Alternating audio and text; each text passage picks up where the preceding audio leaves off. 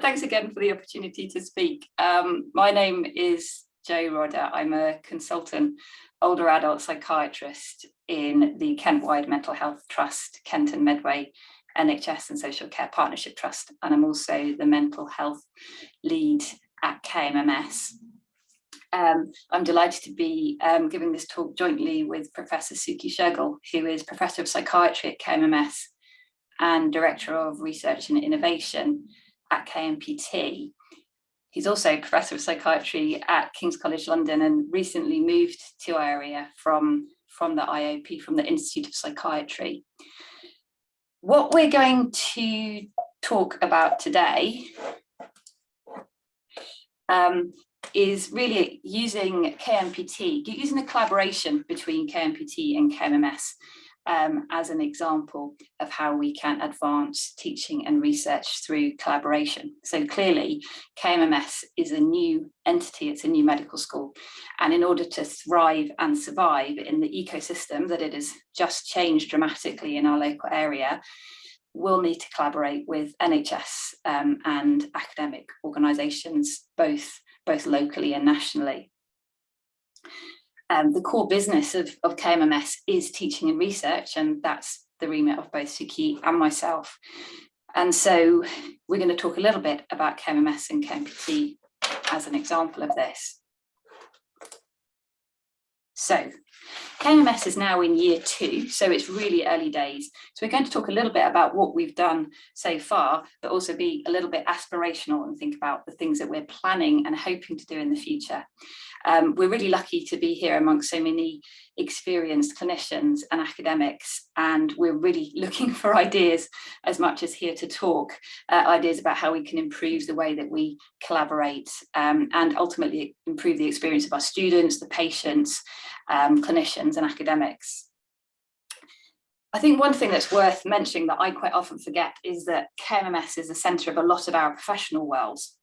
But for some people, they don't know that we're here. Well, they kind of have an idea that we're here, but they perhaps don't realise that we started, or perhaps don't realise that we're only in year 2.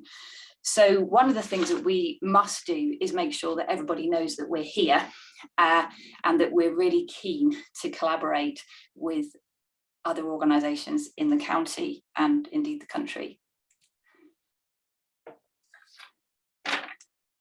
We all have a certain idea of the way that we want to do things in both teaching and research, but there are also a lot of external drivers, a lot of high-level external drivers. So some of these are summarised in this slide, and those involved in research will recognise a lot of these documents and policies. And similarly, we have high-level external drivers for change in teaching. And these are some of the areas that are covered in these documents, some of the priorities from these documents. So in terms of both teaching and research, we all need to be moving towards co-designing, which has been happening for many years. And I think most of us are completely on board with that philosophy. Something, again, that a lot of us are very excited about and want to find ways to develop is making sure that service users have the opportunity and the space to be teachers and researchers themselves, so that we make sure that we increase more and more the involvement of people who have actually experienced in health in research and teaching. And we need to evaluate how we're involving the public and patients in what we do in terms of teaching and research. Other foci in these documents, in these high-level drivers, are making sure that there's integration between all NHS trusts, between mental and physical health. And so that means the acute trusts, the mental health trusts, the community health trusts, all coming together in terms of delivering both research and teaching. And also using technology, using the big data that we have, using the clinical record interactive search, the CRIS system, which is based on our electronic health records, and using digital teaching resources. So that's just a little bit of an overview about what what we might see as the drivers for what we're doing. But I'm going to pass over to Sukhi now to talk a little bit more about a local and an individual level. Hi, it's a seamless transition there. I'm really grateful to Claire and Jim for the opportunity to talk today. We were a little bit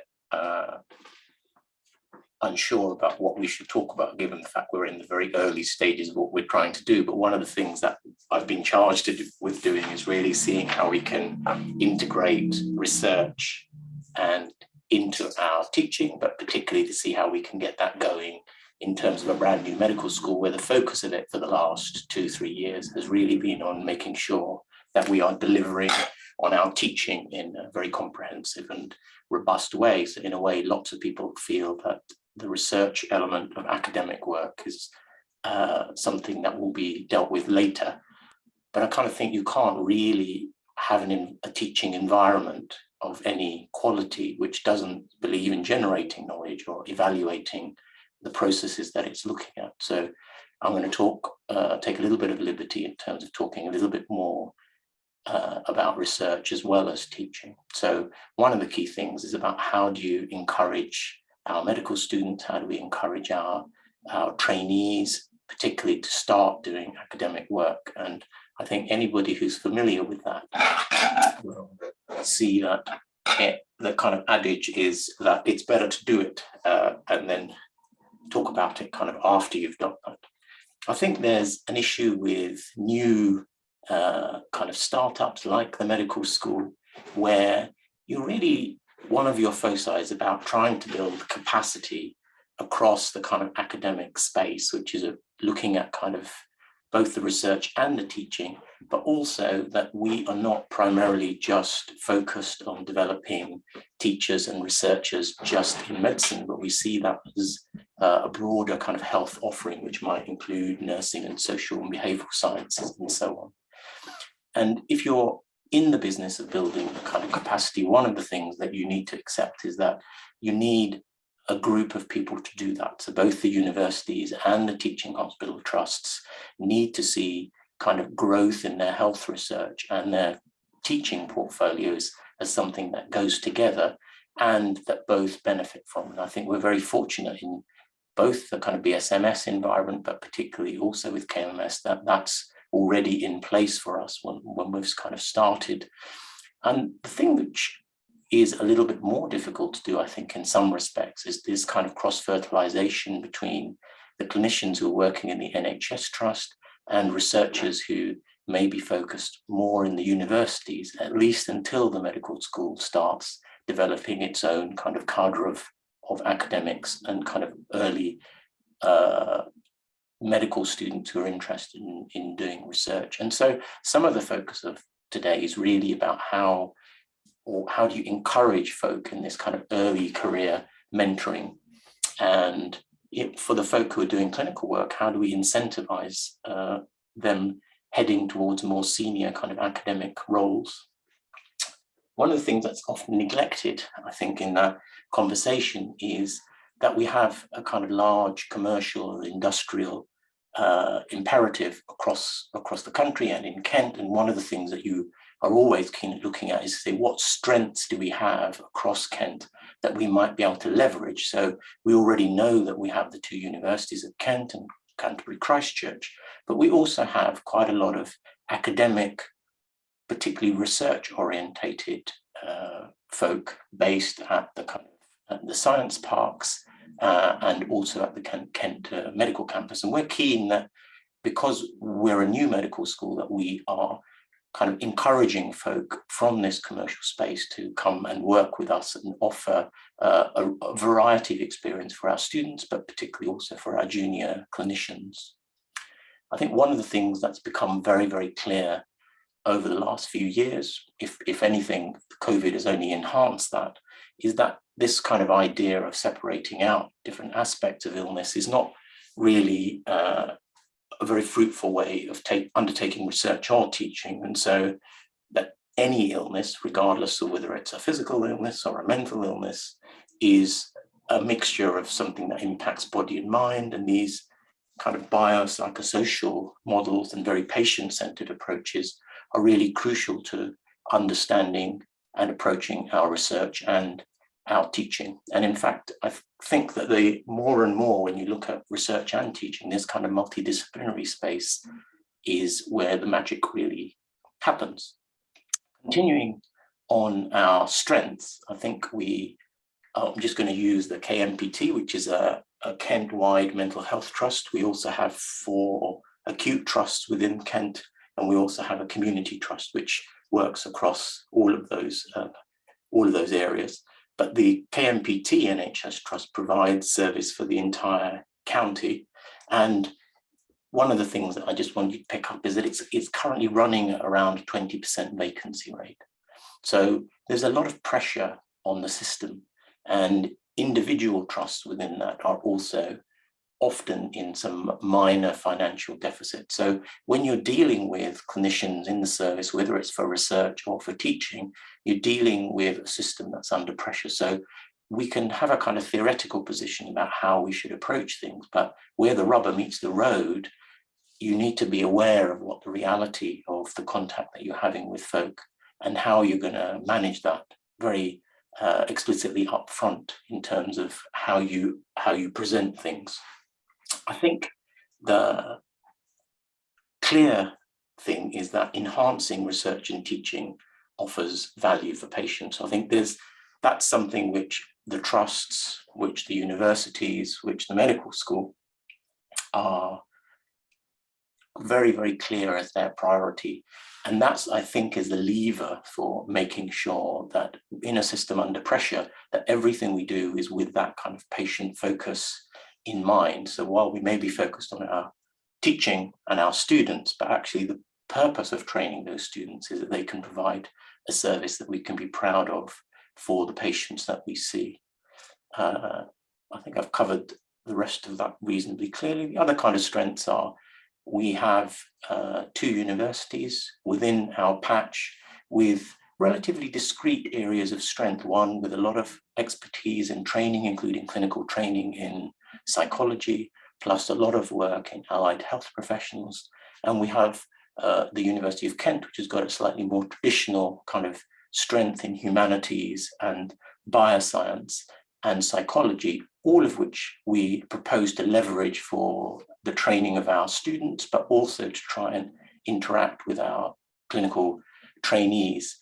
Outside of those, we also have a School of Pharmacy, which is actually a link between one of the universities and the University of Greenwich. And they, again, as the name suggests, are interested in kind of drug delivery and chemistry and professional practice.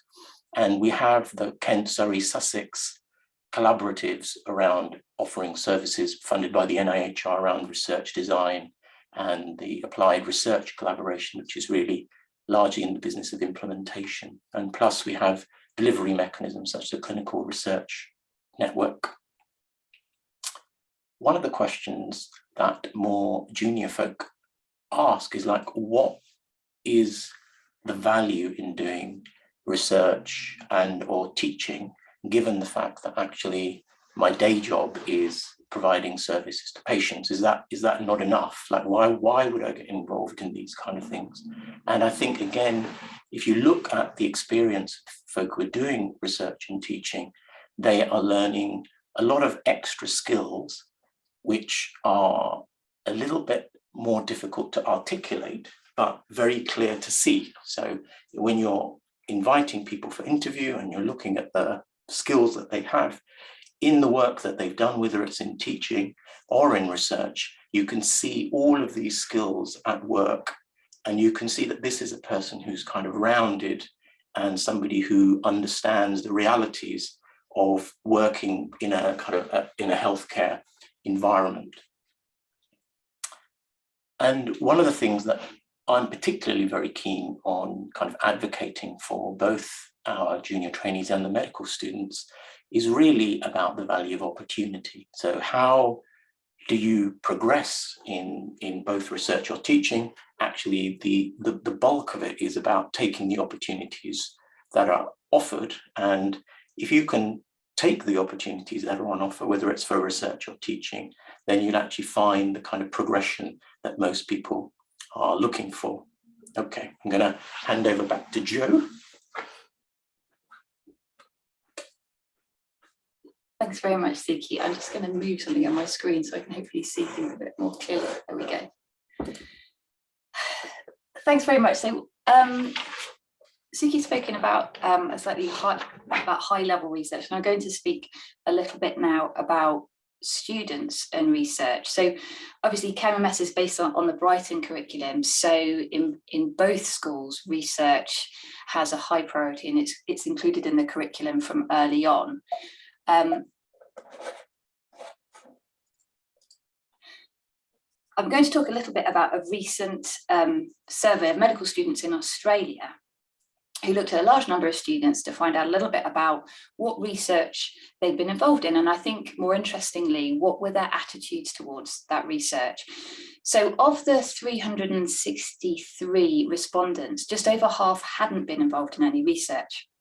But of those that had, 236 had been involved in 1 to 3 projects, whilst 58 students had been involved in quite a lot in 4 or more projects. Of those students involved in research, about 40% had a decent output. They were named an author on one of the outputs from the projects, and 23% of those taking part in the research, or 10% of the total cohort, were published in a peer-reviewed journal, which I think a lot of people would see as the ideal outcome from that research study in terms of recognition and output. And 17% or 7% of the overall cohort presented at national conferences, and 13% of those involved in research, 5% of all the students, had presented internationally. What I think is more interesting for us is about how the students felt about the research, because this is what we can use as levers. So the barriers that the students described experiencing to research were, some of them were student specific, but some of them aren't dissimilar to what clinicians describe. So for the students, some of them said, well, perhaps they'd had a negative experience before, didn't want to get involved again. Others were a bit worried about how it might impact their studies and their marks.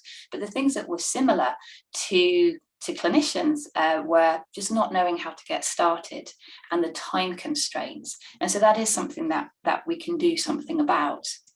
Motivating factors for the students were more straightforward. So there was a lot of emphasis on employability, and also interest in academia or interest in a particular field, and skill development. So there's a whole bunch of levers that we can use to enthuse and enable our students to be involved in research.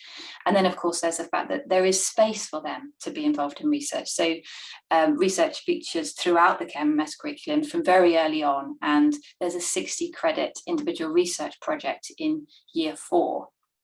And from the perspective of collaboration between KMMS and KMPT, our intention is that mental health research projects are very prominent in the individual research projects that will be on offer.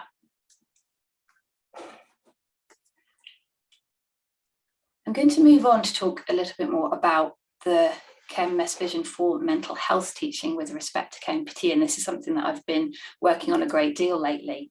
Sukhi spoke a little bit before about the general challenges in academia, and a lot of these are similar to those that we will experience in teaching. So there are system pressures. Sukhi spoke about the staffing levels functioning on a 20% vacancy.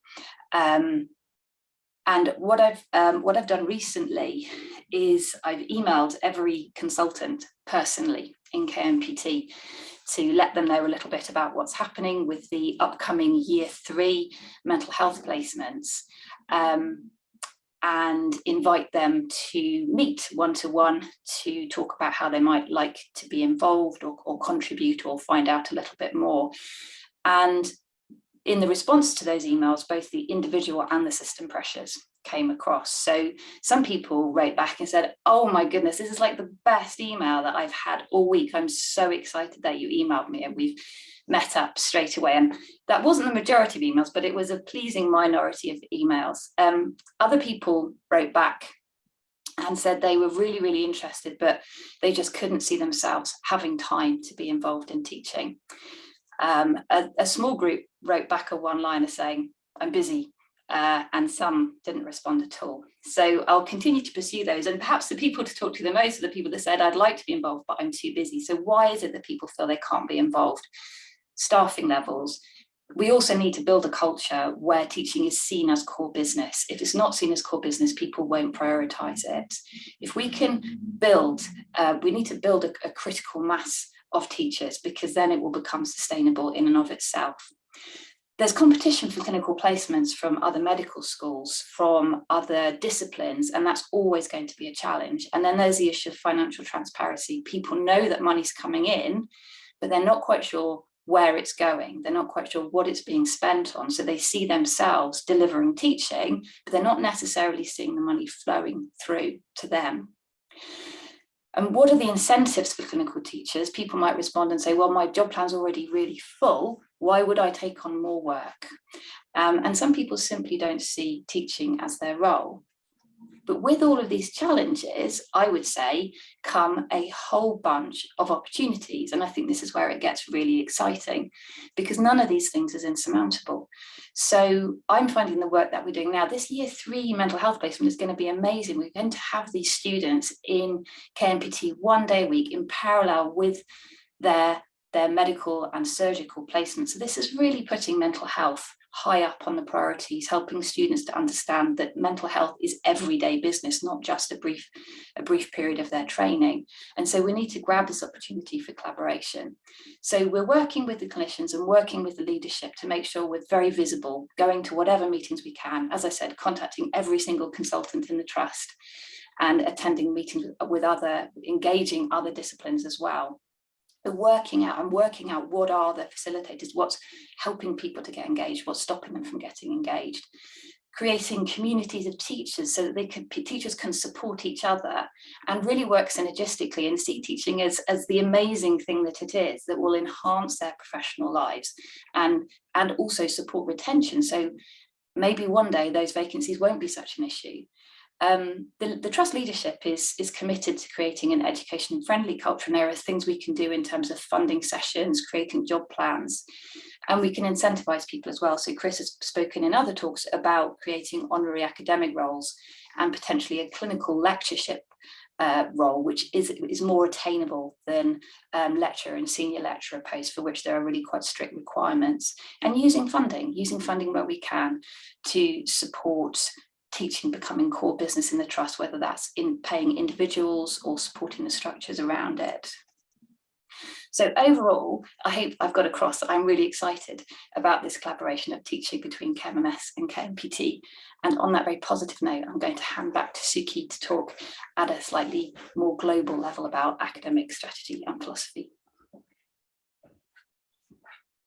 I'm conscious of the fact that we're getting towards the end of our times, and it's the kind of end of the day, and we're only the warm-up act for Graham Dewhurst. And personally, after going after Joe, I feel like I'm just kind of caught in that sandwich, very awkward time for people to have a little nap before they finish. So one of the things that we're often asked by kind of early career folk interested in both research and academia and teaching is about what's the secret of making sure that your career is a success. I'm just going to finish with a relatively light-hearted approach to that. So I think there's basically, in my view, there are basically 2 techniques of career progression. So the first is the Sonic the Hedgehog method. This is, for those of you who are unfamiliar with that, is following a very traditional model where you might start doing some research as a medical student, you might go on to do a PhD, you might then have an academic clinical fellowship or a lectureship, and then you might go on to develop grants, and slowly those will expand till you eventually become a career academic. The second version is the kind of House of God method, and this used to be kind of essential reading when I was a medical student. That just shows how old the book is. But in essence, folk who are just finishing school get a letter to say, would you like to join the army? And the person says, well, I hadn't thought about anything else. Yes, signs the forms, joins the army. Halfway through his army training, gets another letter to say, do you fancy doing nursing? He signs the forms. He starts doing his nurse training. Towards the end of his nurse training, and say, gets another invitation, said, you want to study medicine. He decides that, okay, may as well fill that form in, and then becomes a medic. Then towards the end of his time at medical school, he's offered a position at the House of God, which is a hospital in the States. And so he signs that up, and that's how he ends up there. And that's basically an opportunistic model. My view is probably careers are a mixture of both of those. So they're not really like ladders, but a little bit more like a jungle gym where you need to do some climbing, but it doesn't necessarily mean you're going to be moving upwards. And my final comment is anybody who is doing research or teaching needs to kind of keep this adage basically front and center of their mind, that life and careers go by in relatively high speed. So as you travel the highway, don't forget to stop and eat the roses. I think I'll finish there. Thank you very much for your kind attention.